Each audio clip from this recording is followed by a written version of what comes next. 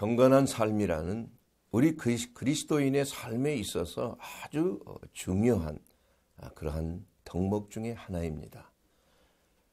저 사람은 참 경건하다 이렇게 말할 때 그 사람이 얼마나 하나님께 헌신되어 있는 것인가, 또 세속에 물들지 아니하고 그야말로 거룩한 깨끗하고 성결한 삶을 살고 있는 것인가, 이러한 자들을 향하여 참으로 경건한 자이다, 우리는 이렇게 말하고 있습니다.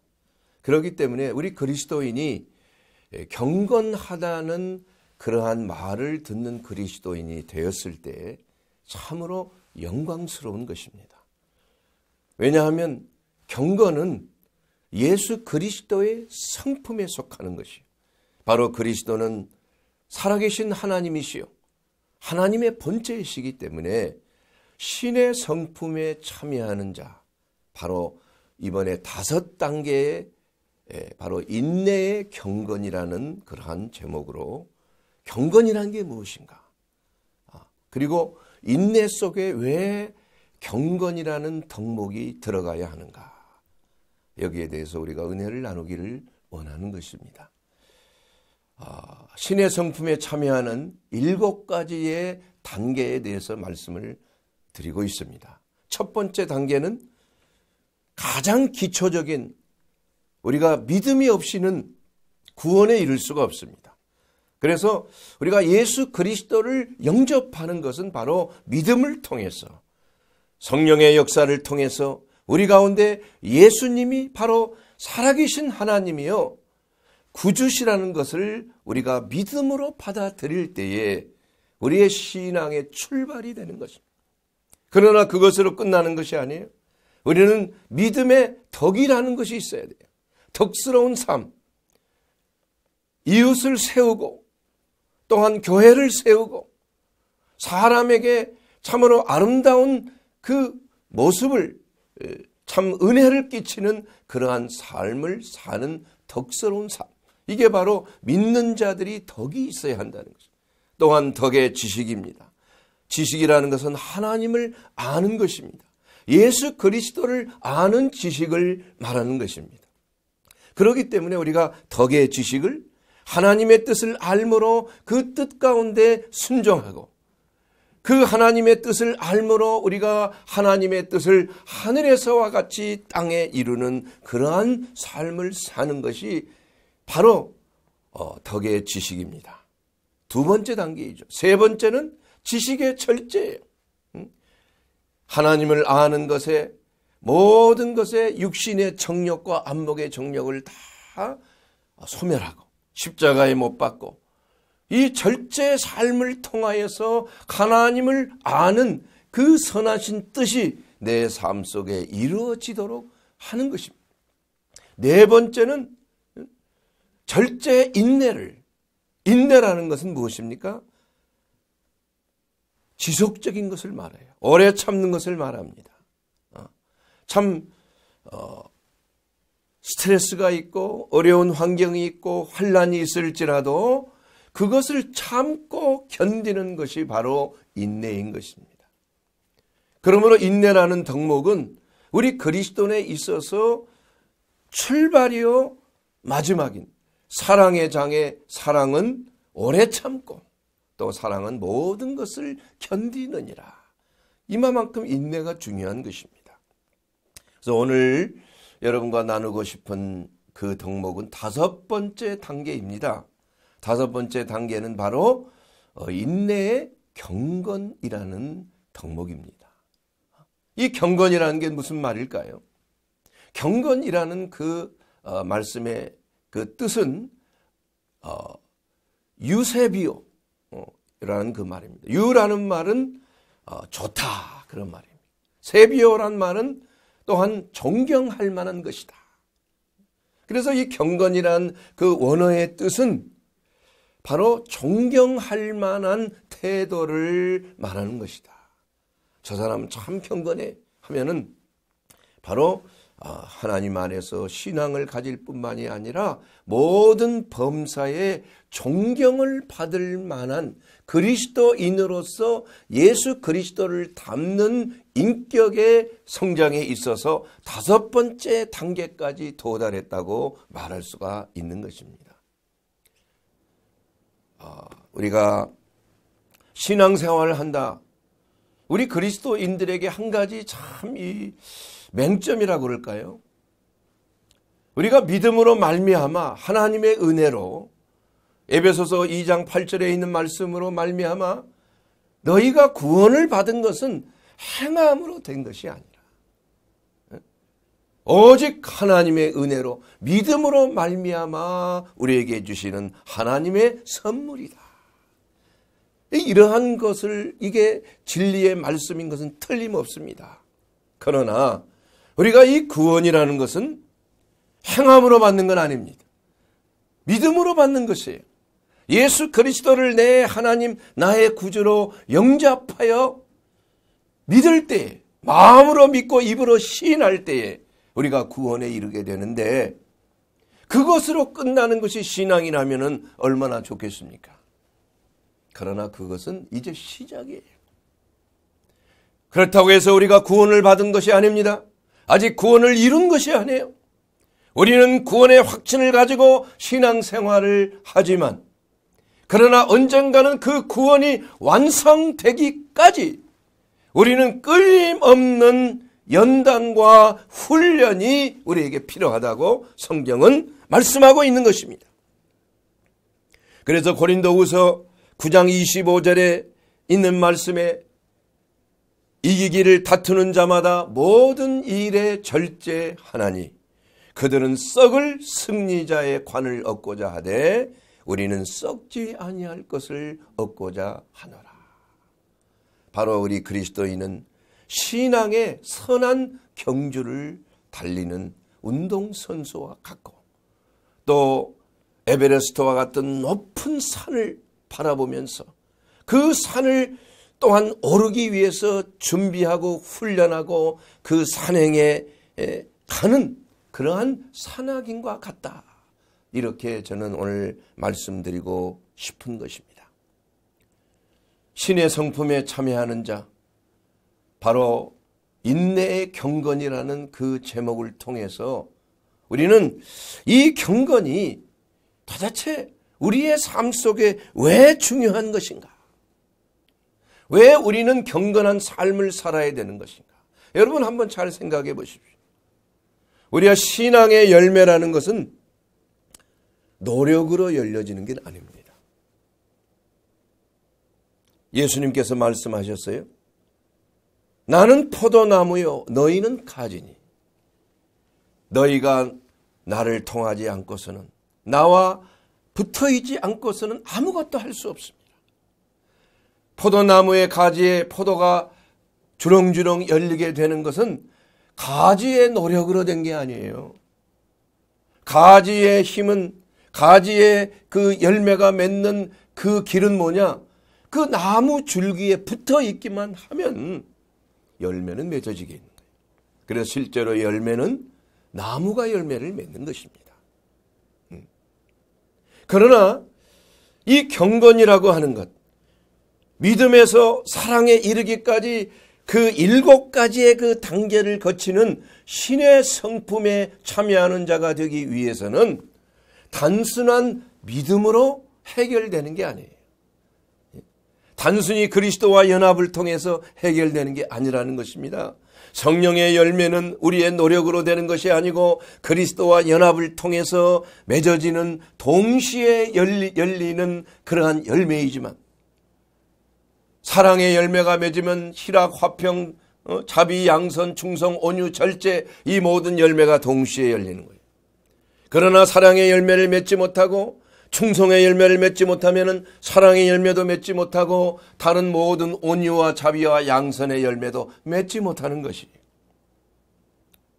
그러나 신의 성품에 참여하는 8가지의 덕목의 그 단계, 7단계, 7단계입니다. 7계단. 이 단계는 우리 그리스도인이 반드시 거쳐야 될 단계인 것입니다. 우리가 믿음의 가장 기초적인 단계에서 갑자기 뛰어넘어서 경건한 사람이 됐다. 이건 불가능한 것이에요. 경건에 이르기까지는 믿음의 덕을 첫 번째 단계입니다. 덕의 지식을 두 번째 단계예요. 지식의 절제를 세 번째 단계예요. 절제의 인내를 네 번째 단계입니다. 인내의 경건을 다섯 번째 단계에 올라야 하는 것입니다. 우리 그리스도인들이 신앙의 경주를 하며 하나님이 약속하시고 하나님이 명령하신 그 7단계에 오르기까지 맨 윗단계는 형제에 대한 사랑, 형제의 사랑을 공급하는 거예요.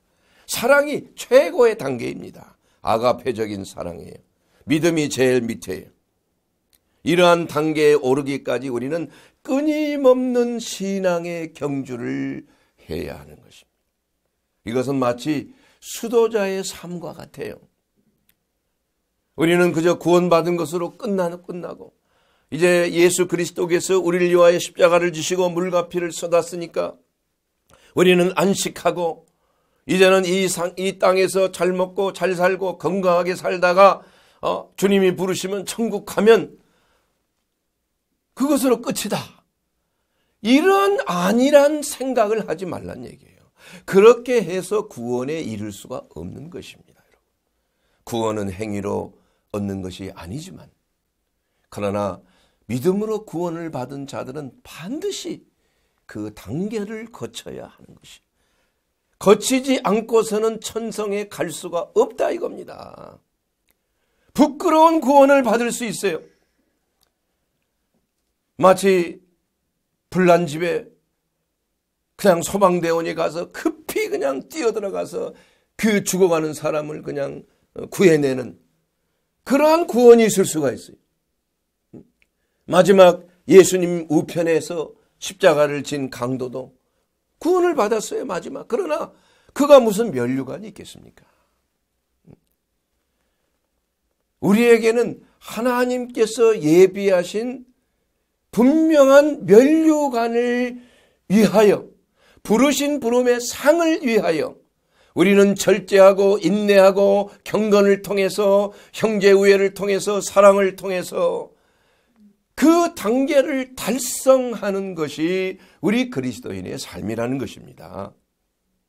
그래서 우리는 매일매일 이러한 단계에 거치기 위해서 우리는 삶의 현장 속에서 대인관계를 통해서 가정을 통해서 또 어린아이도 자라나는 과정을 통해서 공부하는 과정을 통해서 또 대학 입시를 통해서 또 직장 생활을 통해서 많은 연단이 있어요. 산 넘어 산입니다. 우리의 신앙생활도 마찬가지. 우리는 바로 우리의 삶 속에 이루어진 모든 사건들이 다 그리스도와 연합하는 삶을 사는 것이 매일 십자가를 지고 살아가는 사람. 그 목표가 무엇입니까, 여러분? 목표가 무엇입니까? 바로 그리스도의 경건한 삶을 이루기 위한 분명한 목표예요. 이것은 노력이 필요합니다. 이것은 희생이 필요합니다. 이것은 나의 절제가 필요합니다. 이것은 나의 희생이 필요합니다. 때로는 금식하며 기도가 필요합니다. 내 정력과 안목의 정력을 십자가에 못 박는 많은 아픔과 죽음의 고통을 필요로 하는 것이에요. 이것은 시간을 요하는 것입니다. 이것은 바로 연단의 과정을 요하는 것이에요. 우리 지난 시간에 복음이 만들어지기까지 그 철광석에서 3,000도가 넘는 고열에서 그 철을 빼내고 철을 빼낸 후에 그 철을 수천 도가 넘는 불구덩이 속에 넣다가 내려오면 또 망치로 치고 또한 찬물에다가 넣고 또 뜨거운 열 가운데 집어넣고 또 망치로 때리고 찬물에 들어가고 이러한 과정을 수백 번 수천 번 거침을 통해서 정말 아름다운 복음으로 그야말로 부러지지 아니하고 연하면서도 날카로운 그러한 복음으로 연단을 받듯이 우리의 인생의 삶 속에서도 이러한 연단이 없이는 정금 같은 믿음으로 나올 수가 없는 것입니다. 우리의 신앙의 삶이 우리는 매일매일 오늘 이 말씀을 통해서 다시 한번 우리는 연단의 과정을 겪음으로 말미암아 그 연단이 바로 우리에게 소망을 주시는 거예요. 환난이 인내를 낳고 인내가 연단을 낳고 연단이 소망을 낳는 거예요. 그래서 이러한 과정을 거부하는 사람은 그리스도인의 성품, 신의 성품에 참여할 수가 없습니다. 우리가 높은 차원의 예수 그리스도의 인격을 담는다는 것은 수많은 불의 연단과 차가운 물의 연단과 징을 맞는 그 연단을 통해서만이 우리는 그리스도인의 성품에 다다를 수가 있는 것입니다. 하늘나라에 들어가기 위해서는 하나님께서 이러한 연단을 통하여 우리로 하여금 하늘나라에 합당한 그러한 영혼으로 연단되기를 원하는 것입니다. 만약에 지옥에 들어가 있는 사람, 천국에 가면 얼마나 좋겠어요? 그래서 지옥에 있는 사람을 특별한 은혜로 만약에 천국에다가 집어넣으면 어떻게 될까요? 그 사람이 살 수 있을까요? 못 사는 것입니다. 다시 지옥으로 떨어져. 너무 괴로운 거예요. 천국에 있는 사람이 지옥에 들어가면 못 살듯이 지옥에 있는 사람이 천국에 들어가면은 그 천국의 찬란한 빛과 하나님의 그 강력한 능력과 그러한 광명한 빛 가운데 거할 수가 없는 것입니다. 우리는 천국에 들어가기까지 그러한 합당한 연단의 과정을 통해서만이 들어갈 수 있는 거예요. 그래서 경건이라는 것은 무엇인가? 바로 경건한 삶을 사는 자는 세 가지의 분명한 그 태도가 있는 것. 첫째는 뭐냐? 하나님에 대한 두려움이에요. 하나님을 경외하는 것입니다. 하나님을 두려워하지 아니하고 우리는 경건해질 수가 없는 것이에요. 하나님을 경외하는 거예요. 그래서 하나님을 두려워하기 때문에 죄를 지을 수가 없는 것입니다. 두 번째로는 하나님에 대한 사랑입니다. 그리스도에 대한 사랑. 하나님이 나를 이토록 사랑하셨어. 독생자까지 내게 희생할 정도로 나를 사랑하셨다는 그 하나님의 사랑이 나를 감동하는 겁니다. 여러분, 누군가 여러분을 사랑해 보십시오. 내가 사랑을 받는다고 생각하십시오. 그러면 여러분은 그 사랑을 준 사람을 향하여 헌신하고 싶지 않습니까? 그 사랑을 내가 어떠한 경우라도 갖고 싶은 생각이 들지 않습니까? 바로 우리의 경건한 삶이라는 것은 하나님에 대한 사랑에 대한 우리의 반응인 것입니다.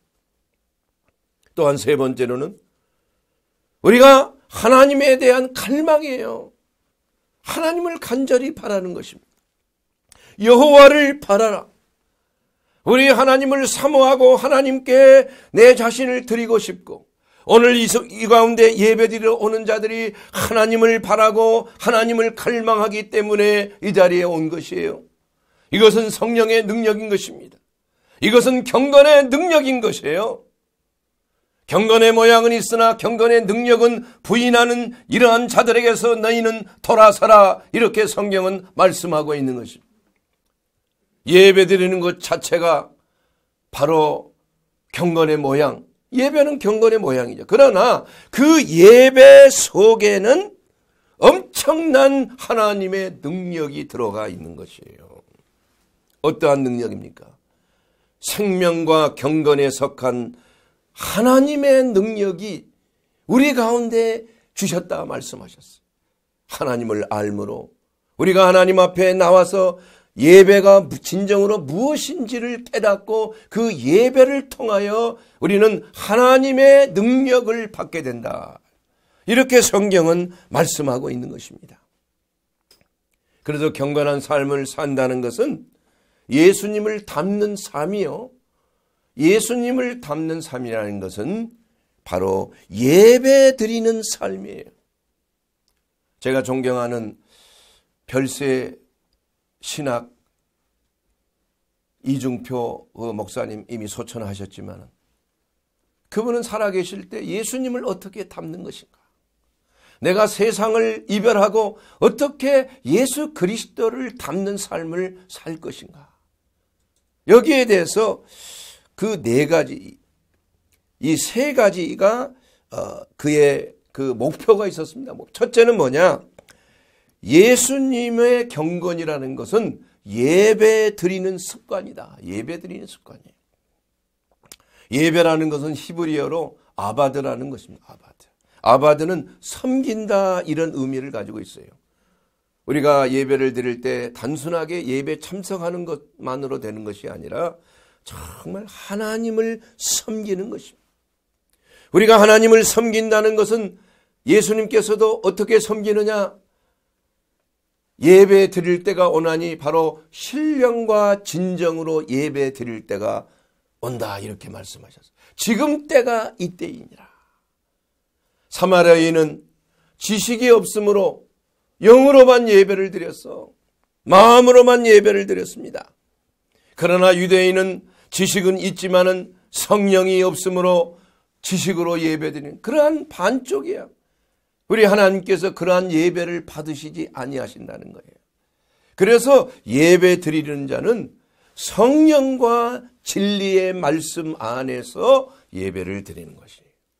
그래서 오늘 지금 우리가 드리는 이 예배가 바로 영과 진리 가운데 드리는 그러한 예배가 된다는 것입니다.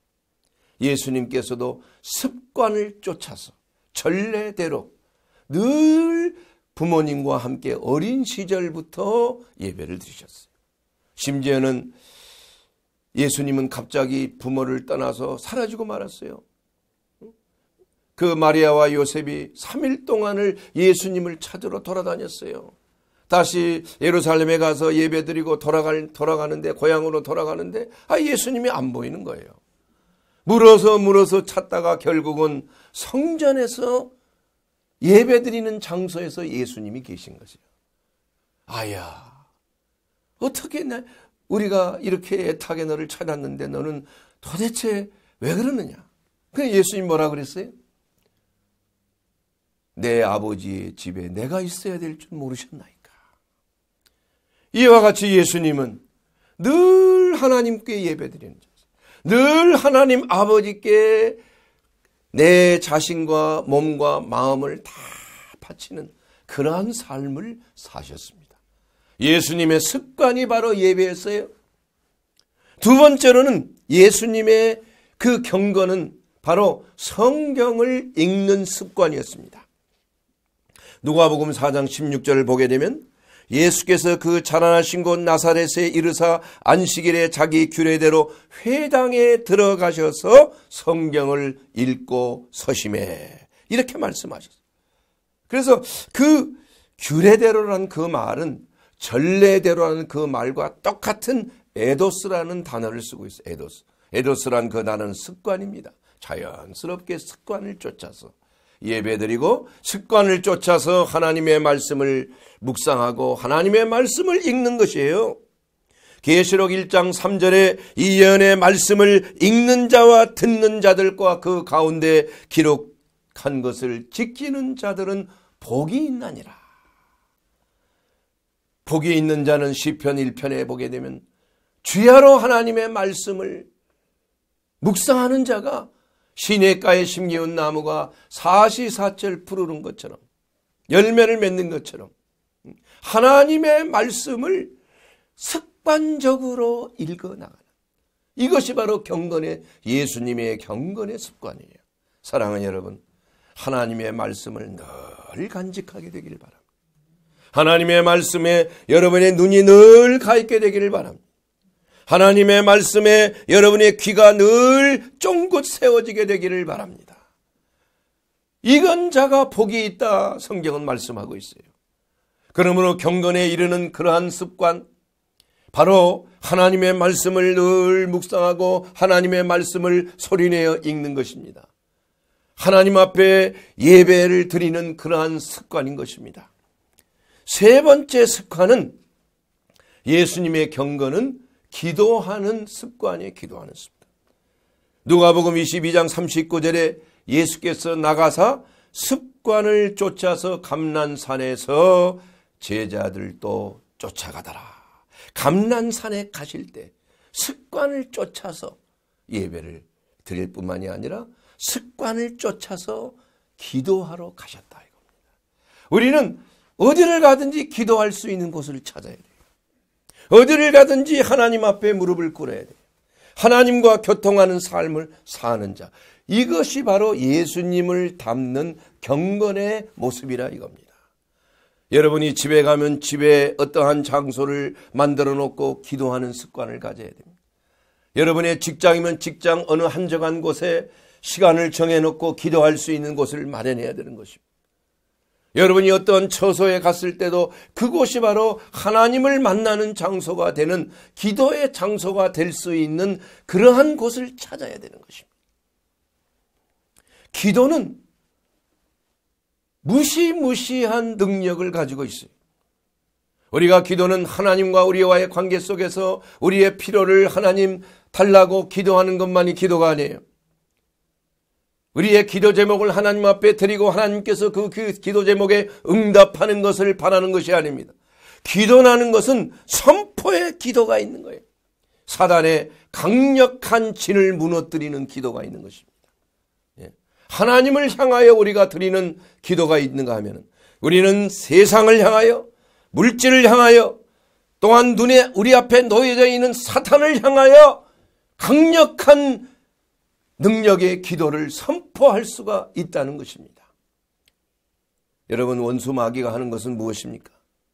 요한복음 10장 10절에 있는 말씀대로 도적이 오는 것은 도적질하고 죽이고 멸망시키는 것입니다. 마귀가 오는 것은 우리하고 친구하고자 오는 것이 아니에요. 우리에게 유익을 주고자 오는 것이 아닙니다. 마귀는 반드시 그 목적이 우리를 죽이는 것이에요. 성도를 파쇄하는 것입니다. 여러분의 가정을 파쇄하고 교회를 파쇄하고 여러분의 대인관계를 파쇄하고 여러분의 삶 속에 여러분의 자녀들을 파쇄하는 것이 바로 마귀의 역사예요. 이러한 마귀의 역사를 절대적으로 물리치는 그 강력은 기도를 통하여서 우리는 승리할 수가 있는 것입니다. 정말 이 기도하는 자가 있는 그 가정은 놀라운 하나님의 은혜와 축복이 넘치는 가정이에요. 이 나라 이 민족에 기도하는 사역자가 많고 기도하는 종이 많고 정말 기도의 모범을 보이는 자들이 많을 때에 어떤 경우에도 이 나라를 하나님께서 멸망되게 하지 않습니다. 그래서 지금은 어느 때입니까? 이 환난의 때에 우리는 기도해야 할 때라는 거, 기도해야 할 때. 교회가 살고 가정이 살고 부부가 화해되고 회복되고 자녀가 회복되고 가정이 회복되고 사회와 나라가 회복되는 것은 경건의 기도의 습관을 통하여 기도의 능력을 통하여 하나님의 나라는 침노하는 자가 차지하는 것이에요.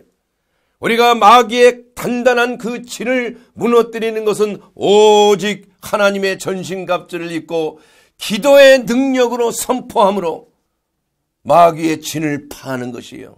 내 자녀를 위하여 기도할 때 이 자녀에게 공격하고 자녀를 잘못된 길로 인도하는 마귀의 그러한 역사는 파쇄되는 것입니다. 그 멍에줄은 끊어지는 것이에요. 여러분에게 질병을 가져다 주는 모든 역사는 예수 그리스도의 이름으로 기도할 때 그 근원, 질병의 근원은 파쇄되는 거예요. 역병의 근원, 이스라엘 백성들의 죄에 있었고 다윗의 죄에 있었습니다. 인구 조사를 한 죄, 하나님을 의뢰하지 아니하고 내 자신을 의뢰하고 하나님을 전폭적으로 바라보지 아니하고 내 자신의 힘을 바라볼 때 이것은 하나님께서 매우 섭섭게 하는 거예요. 하나님의 진노하심을 사셨다고 성경은 말씀하고 있는 것입니다. 그러므로 우리 그리스도의 신부인 교회가 부패하고 부정해질 때 하나님께서는 교회를 흔드는 것이에요. 가정이 부패되고 가정이 정말 하나님의 뜻에 어긋나는 가정이 되었을 때 하나님께서는 그 가정을 흔드는 것입니다. 흔들어서 제 위치로 돌아오도록 하는 거예요. 이와 같이 베드로전서 4장 17절 말씀을 보게 되면 하나님의 집에서 심판을 시작할 때가 되었나니 만일 우리에게 먼저 하면 하나님의 복음을 순종하지 아니하는 자들의 그 마지막은 어떠할 것인가. 하나님께서는 한 나라가 범죄할 때 하나님의 집을 먼저 흔들리시는 거예요. 한 가정이 범죄할 때 그 가정의 그 가장을 흔드는 거예요. 그렇게 하심으로 역대하 7장 14절에 있는 말씀대로 내 이름을 일컫는 내 백성이 악한 길에서 떠나도록 스스로 겸비하여 기도하여 하나님의 얼굴을 구하도록 그렇게 되었을 때 하늘에서 듣고 그들의 죄악을 사하여 주신다고 말씀하고 있는 것입니다. 사랑하는 여러분, 이 경건은 바로 기도하는 모습이 진정한 경건의 모습인 것입니다. 예수님은 그 습관대로 시간만 나면 늘 가르치시고 전파하시고 고치셨어요. 그리고 예수님의 네 번째 그 경건의 습관은 뭐냐?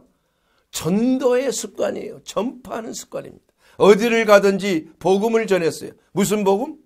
천국 복음을 증거했어요. 하나님의 나라가 가까이 왔다. 하나님의 나라가 너희 가운데 임하였느니라. 그래서 너희는 겸비하여 회개하여 하나님의 나라의 임재함을 받으라.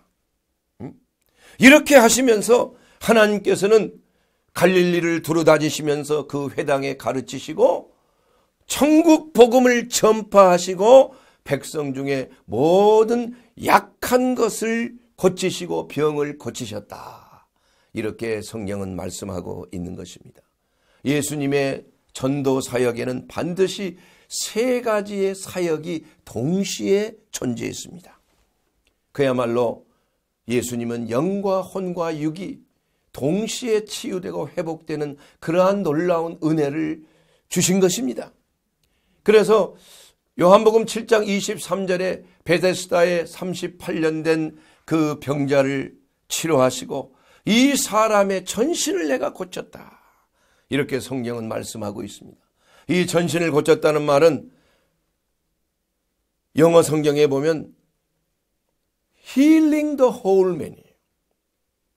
whole man이라는 것은 전인을 말하는 것입니다. 전신, 몸을 고쳤다는 걸 말하는 것이 아니에요. 또한 헬라어 원전에 보게 되면 홀론 안트로폰 히기에스. 홀론이란 말은 홀이란 말이에요. 안트로폰이란 말은 사람이란 말입니다. 히기에스. 이것은 바로 치유라는 말입니다.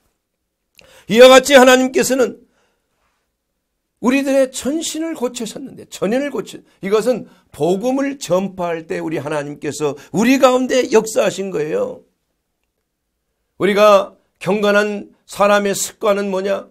특별히 하나님의 말씀을 전하는 종이 하나님의 말씀을 선포하고 그것을 끝나는 것이 아니라 그 말씀을 전파할 때 따르는 표적으로 예수님이 하셨던 그 사역대로 병도 고치고 마귀에 눌린 자를 자유케 하는 하나님의 은혜가 전파되게 된 줄로 믿습니다. 하나님의 복음은 천국 복음을 증거할 때 하나님의 나라가 그 가운데 임재하시는 것이에요. 하나님의 나라가 임재하면 그 어둠의 권세는 떠나가게끔 되어 있습니다.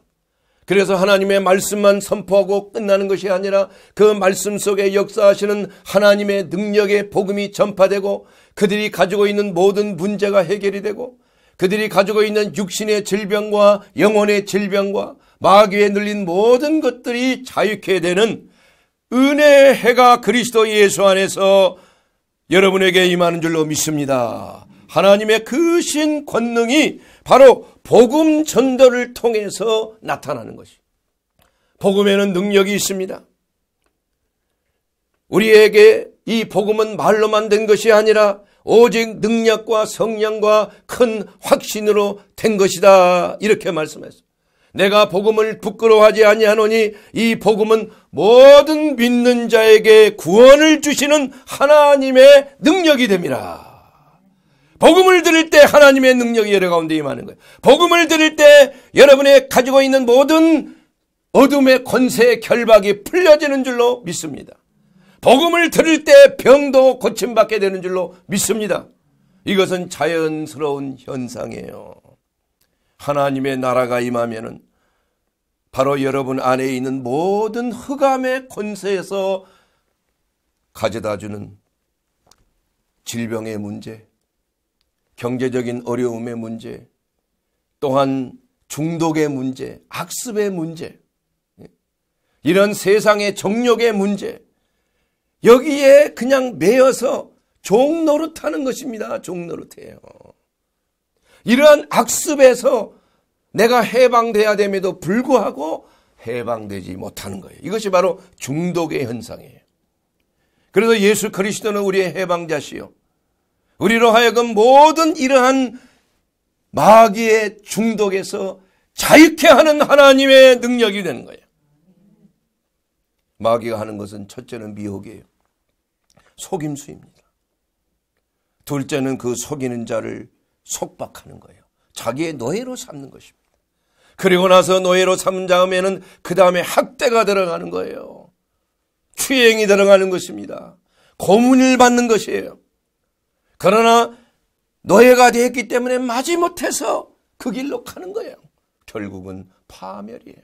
죽이는 것입니다.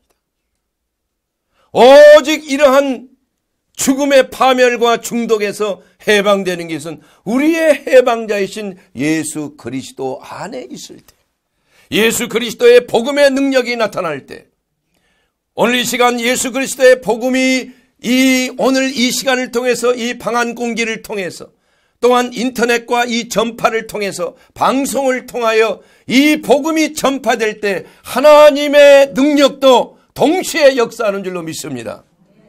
놀라운 치유의 기적과 회복에 자연적으로 나타나는 것, 이것은 오토매틱이야. 그냥 자연현상이에요.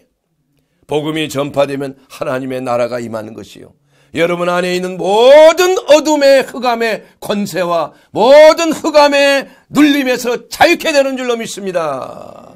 이것이 바로 경건의 능력인 것이에요. 여러분, 사랑하는 여러분, 우리가 지금 중대한 지금 기로에 서 있지 않습니까? 이 나라, 이 민족이. 저는 어떠한 정치적인 얘기를 하는 게 아닙니다. 그러나 이 모든 것은 하나님의 편에 섰느냐, 하나님의 편에 서지 않느냐가 결정되어지는 중요한 시간이에요.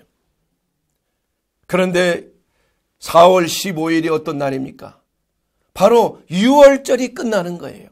4월 8일부터 4월 15일 일주일 동안에 바로 유월절 기간입니다. 유월절이라는 게 뭡니까?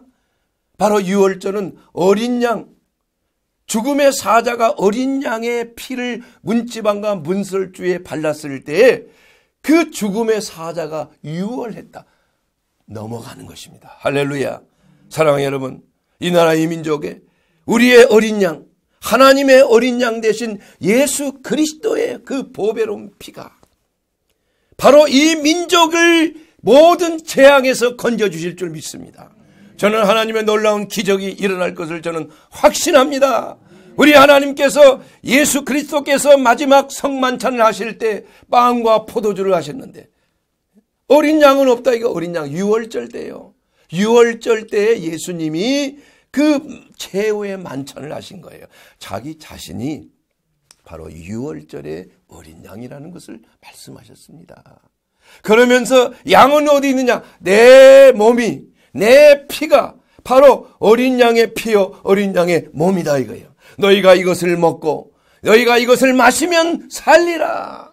나는 하늘에서 내려온 떡이니라. 하나님의 어린 양이니라. 그러므로 우리가 이 어린 양 대신 예수 그리스도의 은혜 가운데, 이것이 바로 경건의 모습이요, 우리 하나님께서 우리에게 주시는 놀라운 그리스도 성품에 속한, 신의 성품에 속한 하나님의 놀라운 은혜가 되는 줄로 믿습니다. 이러한 경건에 속한 사람이 되기 위해서는 먼저 우리의 어린 양 되신 예수 그리스도를, 이것은 내 살이요 이것은 내 피이니 너희는 이것을 받아 먹으라 그랬습니다. 사랑하는 여러분, 예수님을 나의 하나님, 나의 구세주, 이 재앙의 어려움 속에서 우리의 생명을 건지는 하나님의 어린 양으로서 여러분 받아들이시지 않겠습니까? 그렇게 되었을 때 여러분의 모든 재앙은 물러갑니다.